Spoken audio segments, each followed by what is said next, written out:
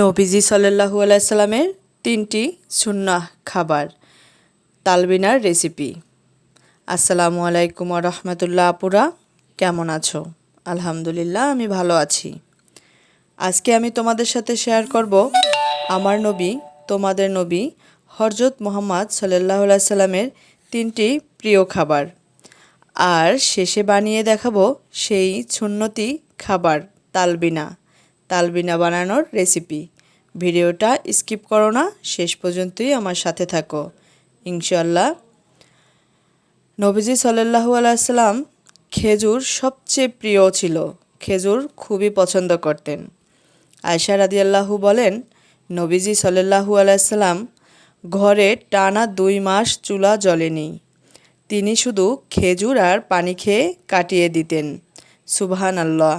নবীজি সাল্লাল্লাহু আলাইহি সাল্লাম বলেন, যে ঘরে খেজুর নাই সে ঘরের মানুষ ক্ষুধার্ত। খেজুরে কি আছে জানো তোমরা? শক্তি, বারাকা আর আছে শিফা। সাল্লাল্লাহু আলাইহি সাল্লাম রোজা রেখে ইফতার করতেন খেজুর দিয়ে। কত নেয়ামত বরকত এই খেজুরে, অথচ আমরা কিন্তু এটা জানিই না। জানলেও হয়তো ওইভাবে আমরা সুন্নাহ হিসেবে খাই না। তোমরা ইফতারে খেজুর খাওয়ার অভ্যাস করো, সুন্নাহ হবে, শরীরও ভালো থাকবে ইনশাআল্লাহ। 2 নম্বর খাবার হচ্ছে লাউ বা কদু। লাউ আরবি ভাষায় লাউকে বলে দুব্বাহ। লাউ নবীজি সাল্লাল্লাহু আলাইহি সাল্লাম ভীষণ পছন্দ করতেন। লাউ কিন্তু স্বাস্থ্যের জন্য অনেক ভালো, পেট ঠান্ডা রাখে, মাথা ঠান্ডা রাখে। যাই হোক, লাউ খেলে আমরা শরীরে যে শান্তি পাই এটা তো আসি বড় নেয়ামত। সেই সাথে আমরা লাউ খাওয়ার আগে যদি একটু নিয়ত করে খাই, সুন্নাহ হিসেবে যদি আমরা লাউটা খাই, তাহলে কিন্তু আমাদের সুন্নাহ আদায় হয়ে যাবে। যেহেতু নবীজি সাল্লাল্লাহু আলাইহি সাল্লাম বলেছেন, সেহেতু লাউ তো 100% হালাল এবং বরকতময়। সুবহানাল্লাহ বলবা না? একবার সুবহানাল্লাহ বলো। এটা কিন্তু রহমতে বরকতে ভরপুর একটা ভিডিও। আমরা খেজুর সম্পর্কে জানলাম, লাউ সম্পর্কে জানলাম, আমরা এখন তালবিনা সম্পর্কে জেনে নিব। তালবিনা কি? তালবিনা সম্পর্কে হয়তো অনেকেই আমরা জানি না। তালবিনা নবীজি সাল্লাল্লাহু আলাইহি সাল্লামের যত দামি সুন্নাহ খাবার আছে তার ভিতরে এই তালবিনা বিশেষ একটি দামি খাবার। আয়েশা রাদিয়াল্লাহু বলেন, নবীজি সাল্লাল্লাহু আলাইহি সাল্লামের পরিবারে কোনো লোক যদি অসুস্থ হতো, তখন সে বলতো তালবিনা বানিয়ে খাওয়ানোর জন্য।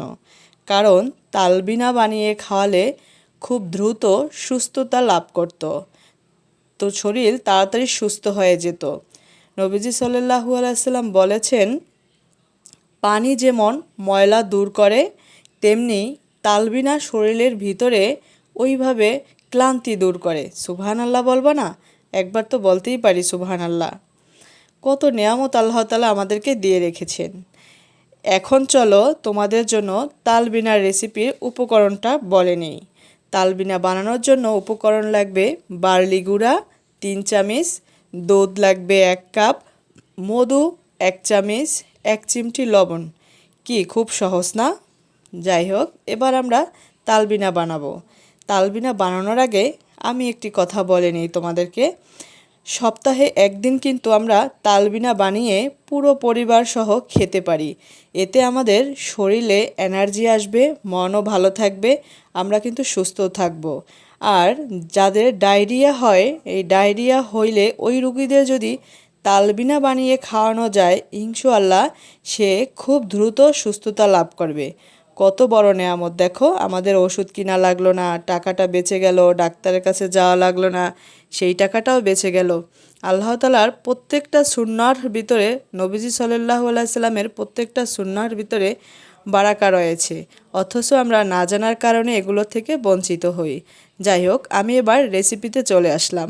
দেখো, আমি এখানে বার্লি গুঁড়া নিয়েছি, দুধ নিয়েছি, মধু আর লবণ নিয়েছি। এখানে আমি একটা পাত্রে 1 কাপ দুধ দিয়ে দিব।